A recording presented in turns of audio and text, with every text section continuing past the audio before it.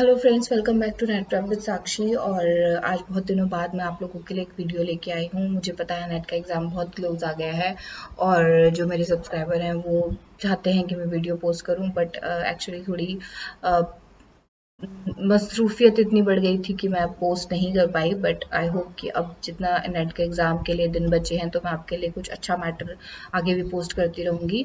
सो सबसे पहले फ्रेंड्स, ये मेरा छोटा सा इंट्रोडक्शन है। मैं रिसर्च स्कॉलर हूँ सेंट्रल यूनिवर्सिटी ऑफ जम्मू में। 4 बार नेट क्वालिफाई कर चुकी हूँ और 2 साल का मुझे असिस्टेंट प्रोफेसर का एक्सपीरियंस है। So let's get started friends. आज का जो हमारा टॉपिक है वो बहुत ही इंपॉर्टेंट टॉपिक है आपके रिसर्च के लिए, रिसर्च में। सो सबसे पहले हम बात करते हैं उसी टॉपिक के बारे में जिसका नाम है ethics in research. Research ethics का बहुत ही 1 या 2 क्वेश्चन हमेशा नेट के पेपर 1 में आता है, तो आपको इसको अच्छे से पढ़ लेना है। तो मैं आपको इसकी एक छोटी सी ब्रीफ इंट्रोडक्शन, ब्रीफ इसके बारे में बता देती हूँ। आपको इसके जो भी आपके कोर्स है उसके बारे में बता देती हूँ, ताकि आगे इसमें से अगर क्वेश्चन आए तो आप आराम से उसको सॉल्व कर सकें। तो सबसे पहले आपका हम बात कर रहे थे बट एथिक्स क्या होते हैं। एथिक्स जो होते हैं आपको पता है, एक सेट ऑफ रूल्स होते हैं जिनको हमें फॉलो करना होता है कोई भी अपना बिहेवियर एथिकली बिहेव करने के लिए, ठीक है।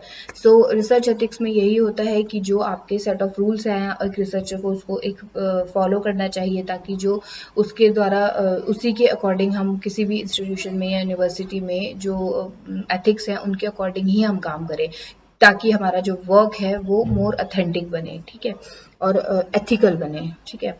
तो रिसर्च एथिक के कुछ इंपॉर्टेंस मैंने यहाँ पे दिए हैं रिसर्च एथिक्स के। तो सबसे पहले ये बहुत ही इंपॉर्टेंट पार्ट है रिसर्च का। आप क्योंकि रिसर्च एथिक्स के बिना आपकी रिसर्च जो है वो ऑथेंटिक नहीं कही जाएगी, एथिकल नहीं कही जाएगी।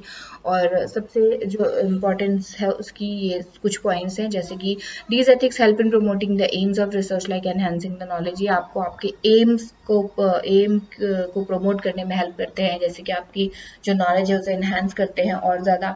These ethics provide the basic values among the researcher which helps in doing collaborative work like maintaining mutual respect. आपको पता है कि जो रिसर्च है वो कभी भी अकेले नहीं हो सकती, हमेशा आप रिसर्च करते हैं, आपको लोगों की ज़रूरत पड़ती है रिसर्च के लिए। आप एक कमरे में रिसर्च नहीं कर सकते, आपको एक्सपेरिमेंट्स के लिए, आपको रिस्पॉन्डेंट्स के लिए, आपको हर चीज़ के लिए और लोगों की ज़रूरत पड़ती है। तो हमेशा रिसर्च जो होती है वो एक ग्रुप में होती है।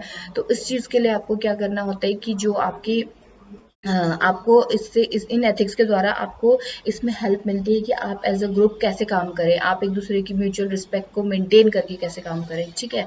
नेक्स्ट है आपका ethics means that the researcher is accountable for the research work that he और शी इज डूइंग। कोई भी काम जो आप कर रहे हैं आप उसके लिए अकाउंटेबल हैं, आपको उसका जवाब देना पड़ेगा। आप कोई भी रिसर्च कर रहे हैं उससे रिलेटेड आपका जो भी काम है उसमें आपने जो भी पब्लिश किया है, जो कुछ भी किया है, उसमें आपको हर जगह क्वेश्चन पूछा जा सकता है और आपको उसका जवाब देना होगा। These ethics provide authenticity and trust on the research work। जो भी आपका काम है उसको मोर ऑथेंटिक बनाता है ये एथिक्स, और आपका जो रिसर्च वर्क है उसको आप उस पर लोगों का ट्रस्ट भी बढ़ाता है, ठीक है। और दूसरा है आपका जो अब हम बात करेंगे कोड्स के बारे में। जो एथिक्स के जो कोड्स है, सबसे पहले ऑनेस्टी, जैसे कि आपको वर्ड से पता चल रहा है कि ऑनेस्टी का मतलब है कि आपको जो भी काम करना है वो बहुत ऑनेस्टली करना है, ठीक है। आपको कहीं पे भी ऐसा नहीं कि चलो ये काम छोड़ दिया चलो दूसरा पकड़ लिया, ऐसा नहीं करना है। आपको जो भी स्टेप्स आपको फॉलो करने हैं वो ऑनेस्टली फॉलो करने हैं। जो भी आपको जैसे डेटा कलेक्शन के टूल्स आपको फॉलो करने हैं, जो आपने टूल्स लिए हैं उन्हीं के अकॉर्डिंग आपको उन्हीं से आपको डेटा कलेक्ट करना है।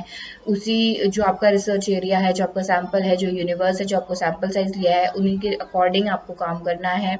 डेटा एनालिसिस भी आपके जो टेस्ट वगैरह हैं उनके अकॉर्डिंग ही आपको अच्छे से अपना डेटा एनालाइज करना है।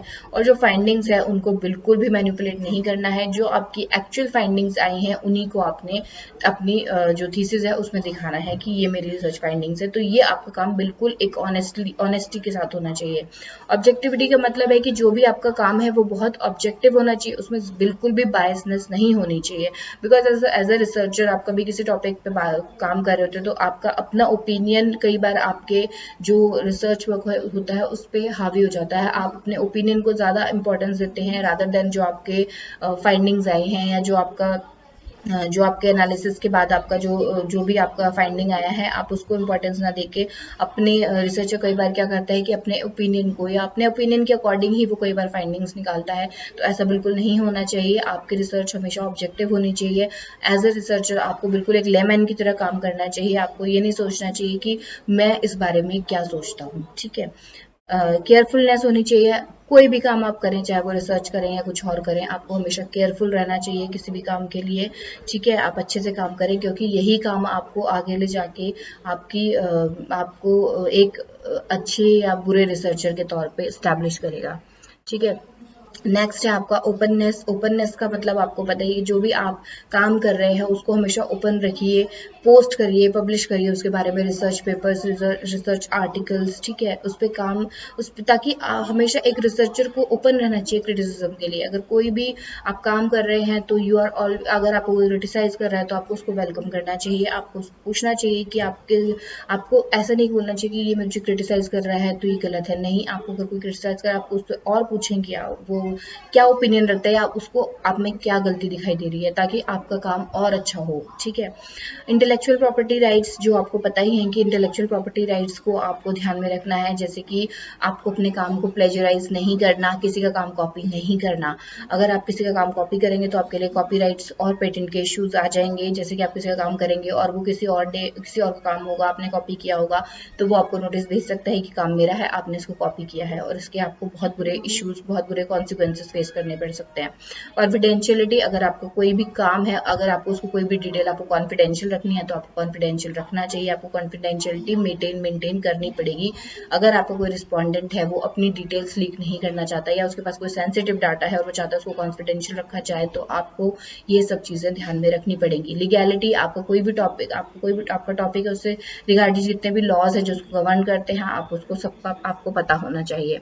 नेक्स्ट है आपका ह्यूमन सब्जेक्ट्स प्रोटेक्शन। आपका जो भी, अगर आप एक ह्यूमंस को एज आप रिस्पोंडेंट या कुछ भी आपके रिसर्च एरिया में ह्यूमंस यूज हो रहे हैं, तो आपको ये ध्यान में रखना है कि उनका नुकसान नहीं होना चाहिए, उनका फ़ायदा ही होना चाहिए एज अ सोसाइटी।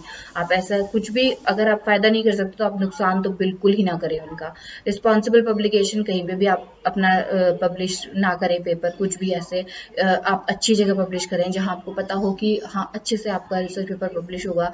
लाइक अगर आप UGC care scope index peer reviewed वगैरह में आप पब्लिश करें। ऐसे नहीं कि आपको कोई बोले कि नहीं मैं आपको पैसे देता हूँ और आप मेरा मैं आपका पब्लिकेशन पब्लिश कर दूंगा, मुझको पैसे दे दीजिए, तो आप उसको पब्लिश कर देंगे। ऐसा नहीं करेंगे, क्योंकि आपका ही नुकसान है इस चीज़ में।